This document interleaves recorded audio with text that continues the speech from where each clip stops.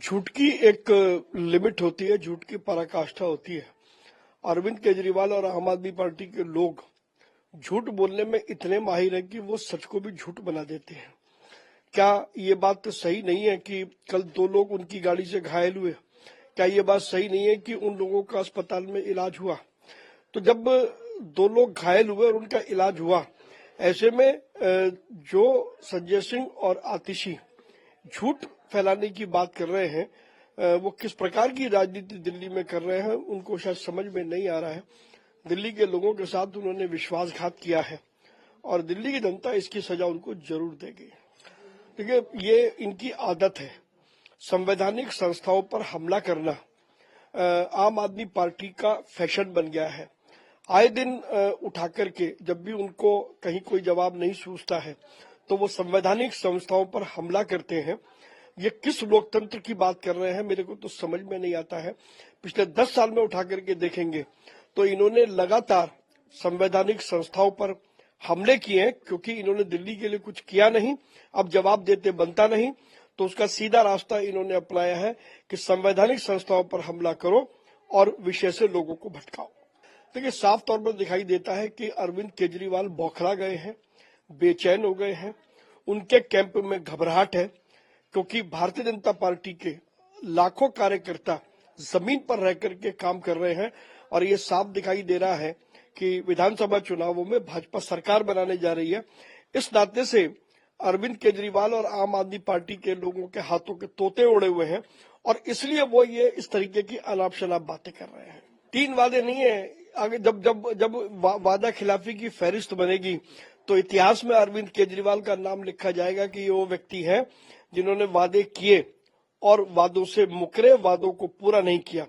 और अब जिन लोगों ने 10 साल में वादे पूरे नहीं किए, अब क्या गारंटी है कि आने वाले 5 साल में वो अपने वादे पूरे करेंगे? सब कम से कम अरविंद केजरीवाल को सोचना चाहिए कि दिल्ली की जनता को 10 साल आपने बेवकूफ बनाया, अब इससे अधिक बेवकूफ आप बना नहीं सकते। लोग अब केजरीवाल की बात पर विश्वास नहीं करते। झूठ की एक लिमिट होती है, झूठ की पराकाष्ठा होती है। अरविंद केजरीवाल और आम आदमी पार्टी के लोग झूठ बोलने में इतने माहिर हैं कि वो सच को भी झूठ बना देते हैं। क्या ये बात तो सही नहीं है कि कल 2 लोग उनकी गाड़ी से घायल हुए? क्या ये बात सही नहीं है कि उन लोगों का अस्पताल में इलाज हुआ? तो जब 2 लोग घायल हुए और उनका इलाज हुआ, ऐसे में जो संजय सिंह और आतिशी झूठ फैलाने की बात कर रहे हैं, वो किस प्रकार की राजनीति दिल्ली में कर रहे हैं उनको शायद समझ में नहीं आ रहा है। दिल्ली के लोगों के साथ उन्होंने विश्वासघात किया है और दिल्ली की जनता इसकी सजा उनको जरूर देगी। देखिए, ये इनकी आदत है। संवैधानिक संस्थाओं पर हमला करना आम आदमी पार्टी का फैशन बन गया है।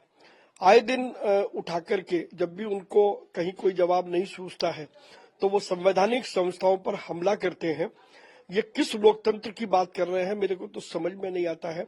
पिछले 10 साल में उठा करके देखेंगे तो इन्होंने लगातार संवैधानिक संस्थाओं पर हमले किए हैं, क्योंकि इन्होंने दिल्ली के लिए कुछ किया नहीं, अब जवाब देते बनता नहीं, तो उसका सीधा रास्ता इन्होंने अपनाया है कि संवैधानिक संस्थाओं पर हमला करो और विषय से लोगों को भटकाओ।